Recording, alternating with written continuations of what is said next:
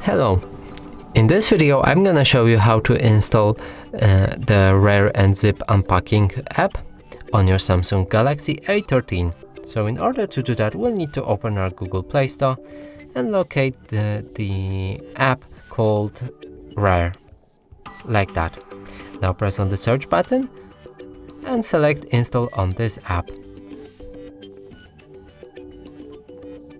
Now when it's ready, open it and grant the permissions to the app, like that. Dismiss, and right now you can use it freely. It should work properly. And that's it for this video. Hope you like it. Please consider subscribing to our channel, leave a like and a comment below.